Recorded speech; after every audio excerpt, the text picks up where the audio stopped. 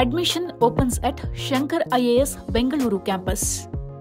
ನೌಕಾಪಡೆಗೆ ಸ್ವದೇಶಿ ಐಎನ್ಎಸ್ ವಿಕ್ರಾಂತ್ ಸೇರ್ಪಡೆಯ ಮೂಲಕ ಭಾರತ ಹೊಸದೊಂದು ಇತಿಹಾಸ ಬರೆದಿದೆ. ಕೊಚ್ಚಿನ್ ಶಿಪ್ಯಾರ್ಡ್ ಲಿಮಿಟೆಡ್ನಲ್ಲಿ ಐಎನ್ಎಸ್ ವಿಕ್ರಾಂತ್ ಅನ್ನು ಪ್ರಧಾನಿ ನರೇಂದ್ರ ಮೋದಿ ಲೋಕಾರ್ಪಣೆಗೊಳಿಸಿದ್ದಾರೆ.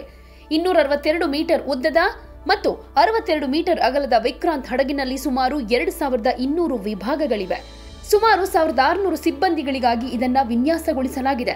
ಇದರಲ್ಲಿ ಮಹಿಳಾ ಅಧಿಕಾರಿಗಳು ಮತ್ತು ನಾವಿಕರಿಗೆ ಅವಕಾಶ ಕಲ್ಪಿಸಲು ವಿಶೇಷ ಕ್ಯಾಬಿನ್ಗಳಿವೆ.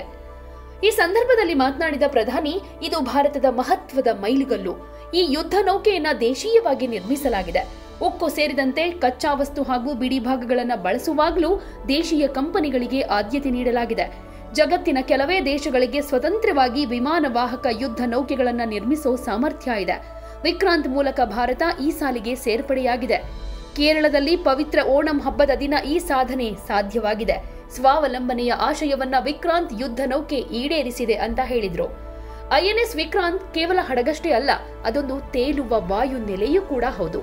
ಈ ಯುದ್ಧ ನೌಕೆ 13 ವರ್ಷಗಳ ಸತತ ಪರಿಶ್ರಮದಿಂದ ನಿರ್ಮಾಣವಾಗಿದೆ. ಇದರಲ್ಲಿ ಉತ್ಪತ್ತಿಯಾಗುವ ವಿದ್ಯುತ್ನಿಂದ 5000 ಮನೆಗಳಿಗೆ ಬೆಳಕು ಕೊಡಬಹುದು.